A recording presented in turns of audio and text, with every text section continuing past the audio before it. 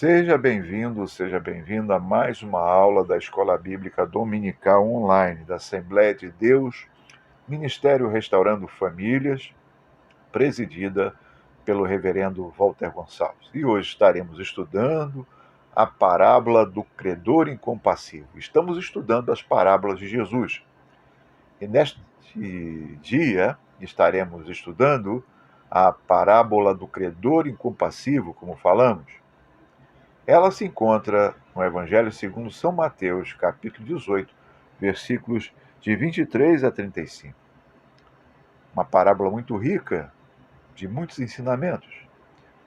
E nós vamos ler o texto bíblico na nova versão transformadora. Diz assim a palavra do Senhor. Então Pedro se aproximou de Jesus e perguntou, versículo 21, Senhor, quantas vezes devo eu perdoar o meu irmão que peca contra mim? Até 7 vezes? Jesus respondeu, não 7 vezes, mas 70 vezes 7. Portanto, o reino dos céus pode ser comparado a um senhor que decidiu pôr em dia as contas com os servos que lhe deviam. No decorrer do processo, trouxeram diante dele um servo que lhe devia 60 milhões de moedas. Uma vez que o homem não tinha como pagar, o Senhor ordenou que ele, sua esposa, seus filhos e todos os seus bens fossem vendidos para quitar a dívida.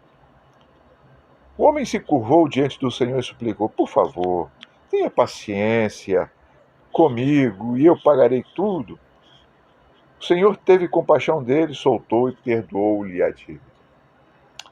No entanto, quando o servo saiu da presença do Senhor, foi procurar outro servo que trabalhava com ele e que lhe devia 100 moedas de prata. Agarrou-o pelo pescoço e exigiu que lhe pagasse de imediato. O servo, ou seu conservo, curvou-se diante dele e suplicou, tenha paciência comigo, eu pagarei tudo. O credor, porém, não estava disposto a esperar.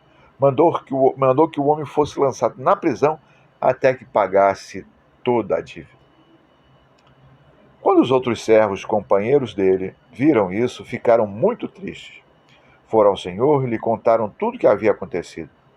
Então o Senhor daquele homem o chamou e disse-lhe, servo mau, eu perdoei sua imensa dívida para comigo, quando você me implorou.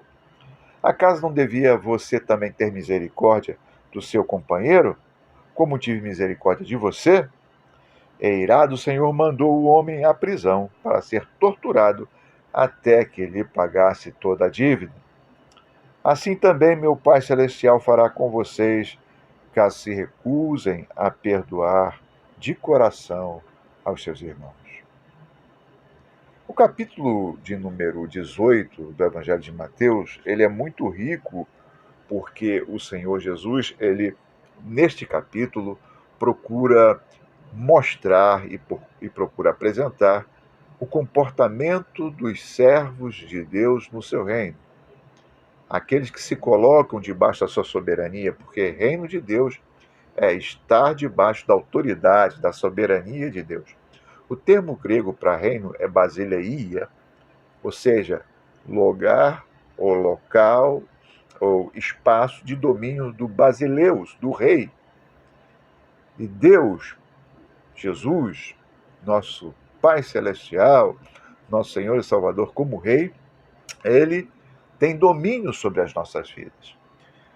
E nós que somos seus servos, cidadãos do seu reino, precisamos nos comportar e nos enquadrar dentro dos valores do reino. E um dos valores mais importantes do reino de Deus é a percepção, a vivência, a postura de misericórdia. E nesta passagem, o Senhor Jesus é interpelado por Pedro para saber como nós deveríamos nos comportar em relação ao irmão, ao nosso próximo, aquele que pecasse contra nós.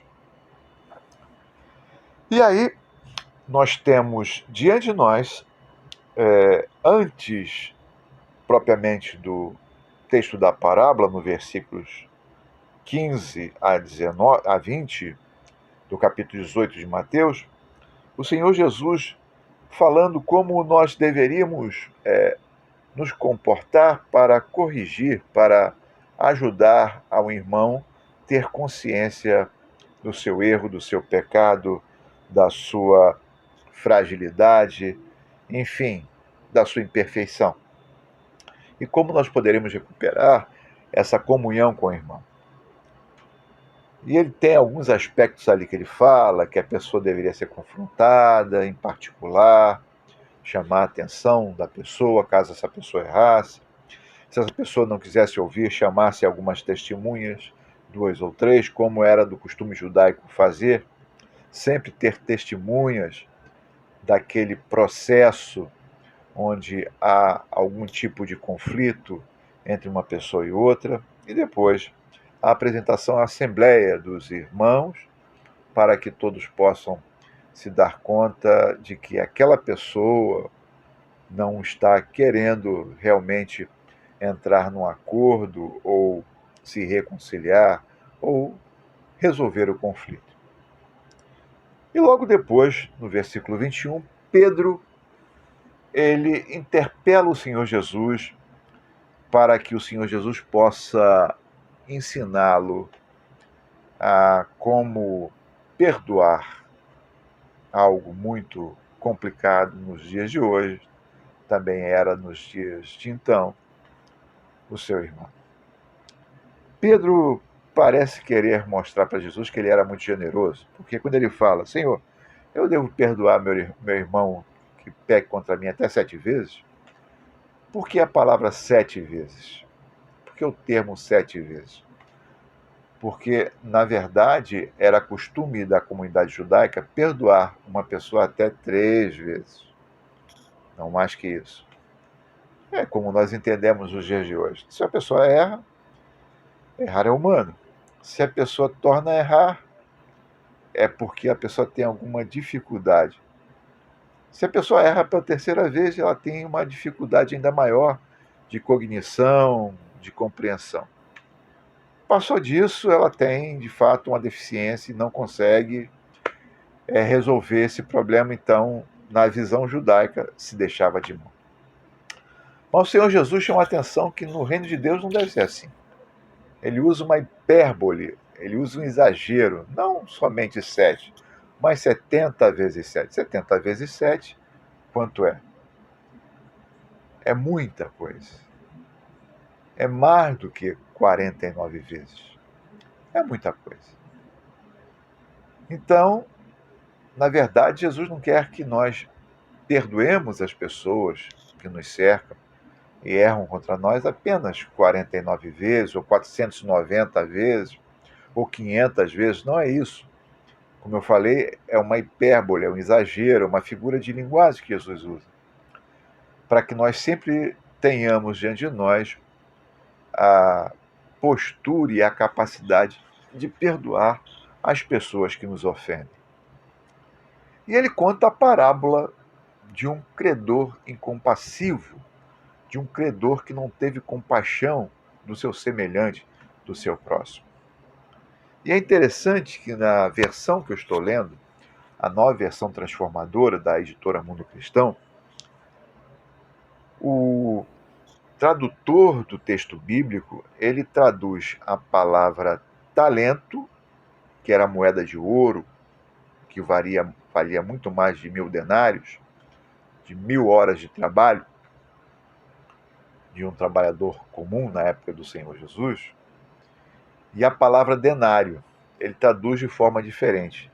Aqui, no capítulo 18, versículo de número 24,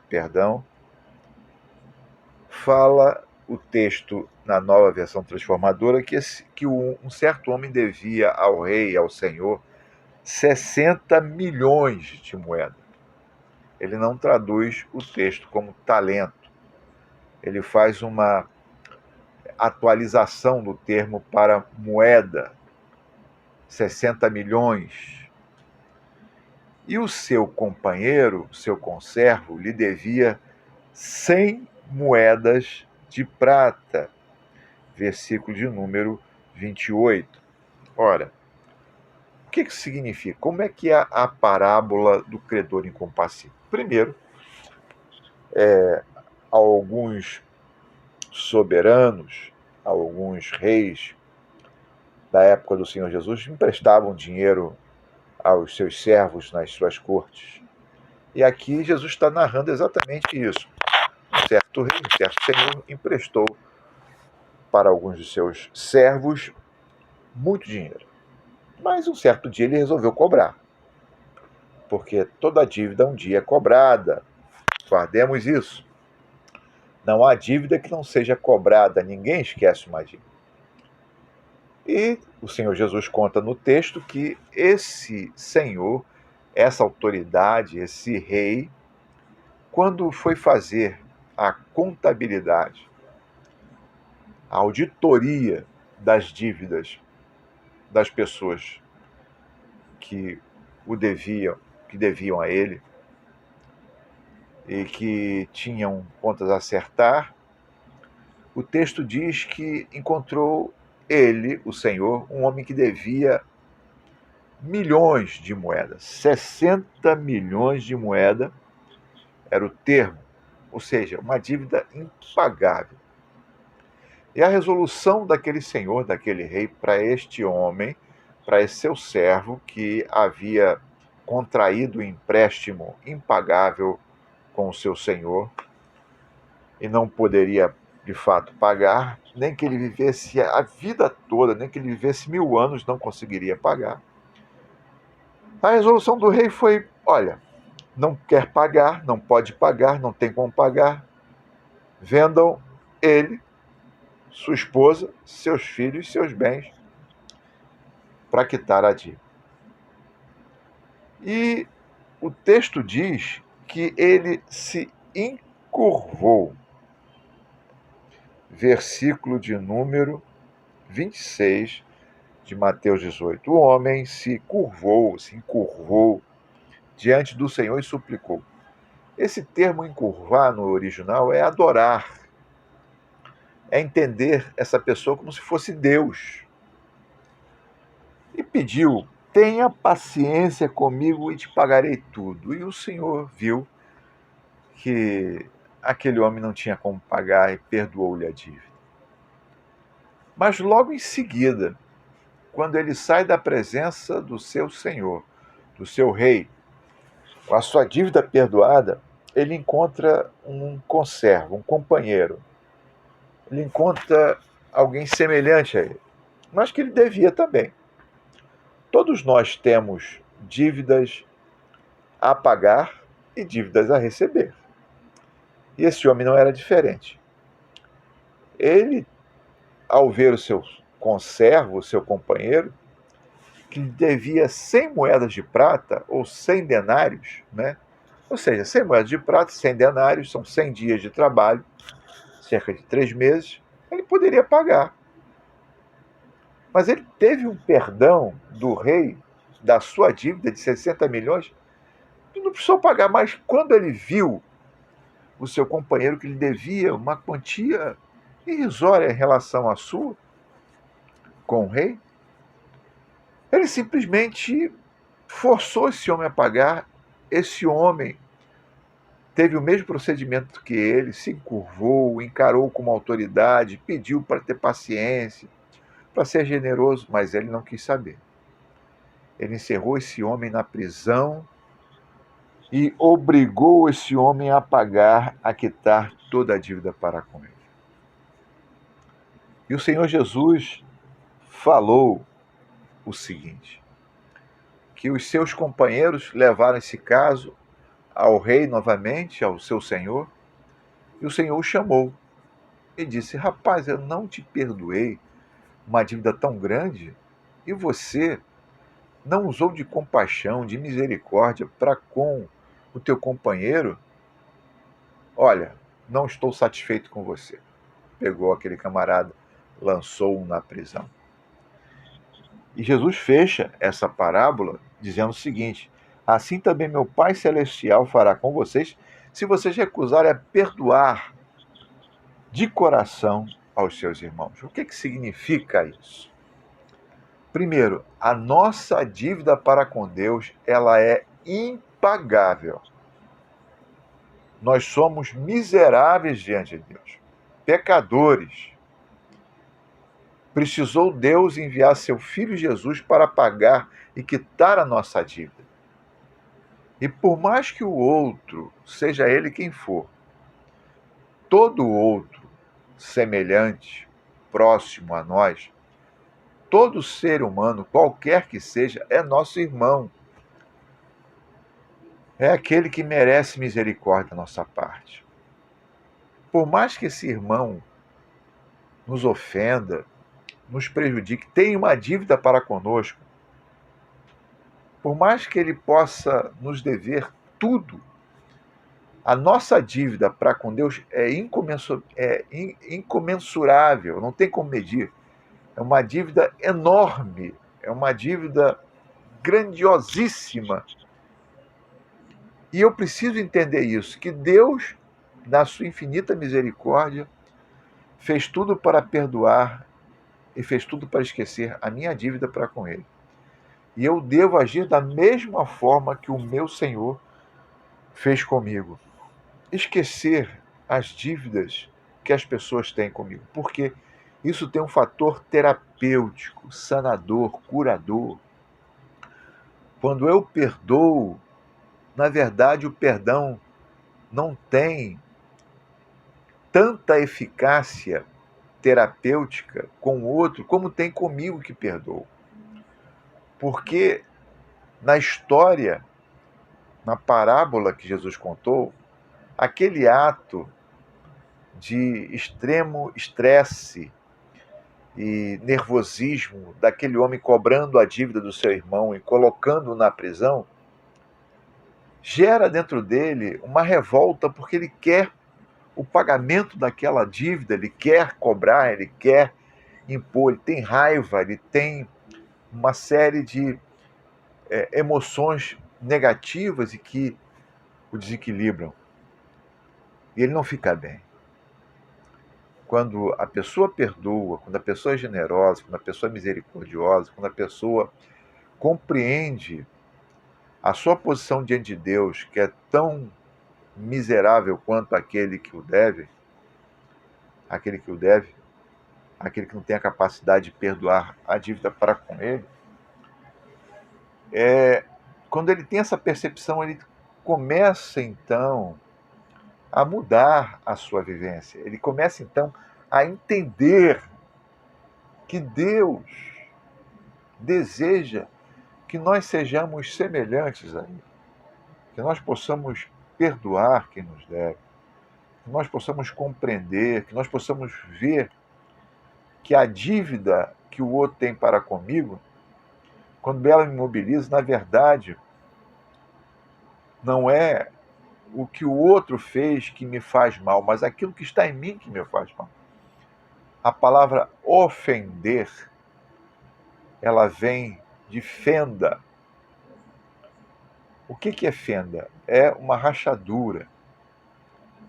Se eu me sinto ofendido, e é isso que Pedro fala aqui no texto, se meu irmão pecar contra mim, se meu irmão me ofender, quantas vezes eu devo perdoá-lo, Senhor Jesus?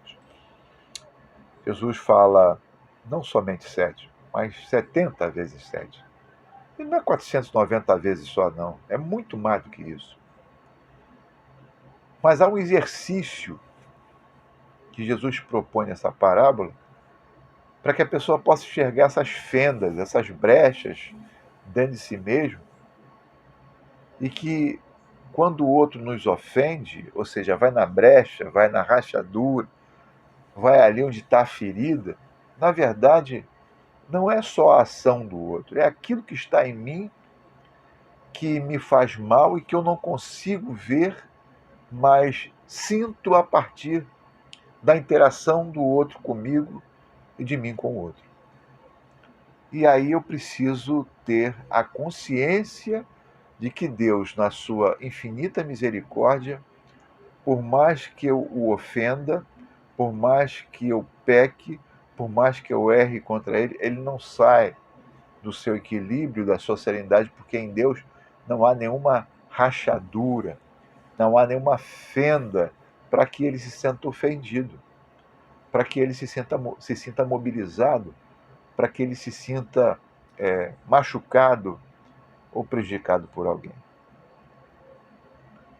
E aí Deus, na sua misericórdia, na sua serenidade, na sua harmonia, ele perdoa o ser humano.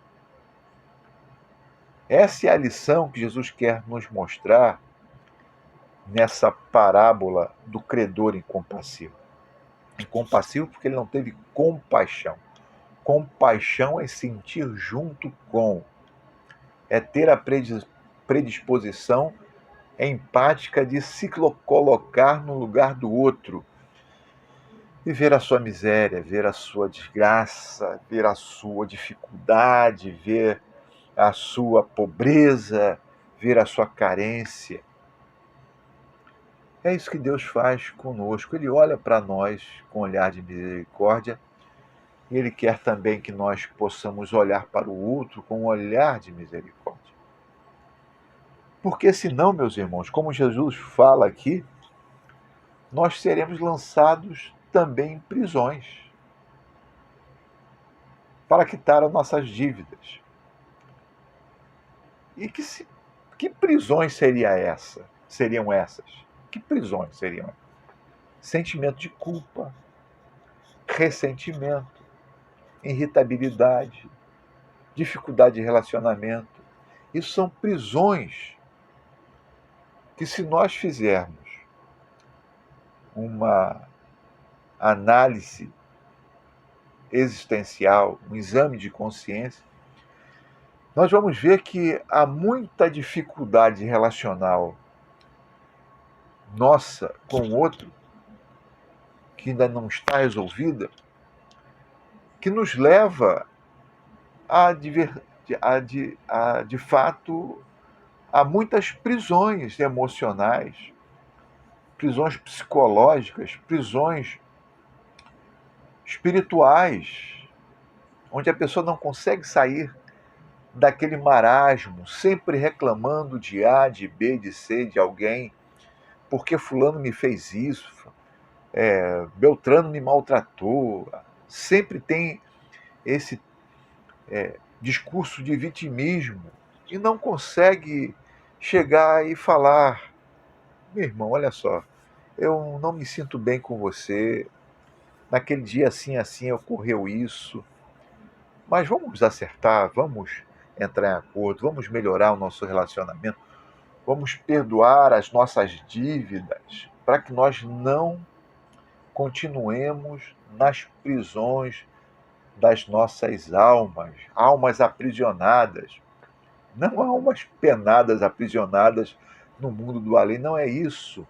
Dentro de nós há prisões, cárceres, onde pessoas não conseguem sair dali, rancorosas, magoadas, entristecidas, sempre brigando, sempre entrando em embate com o outro, não consegue sequer mostrar um momento de afago, de acolhimento, de compreensão.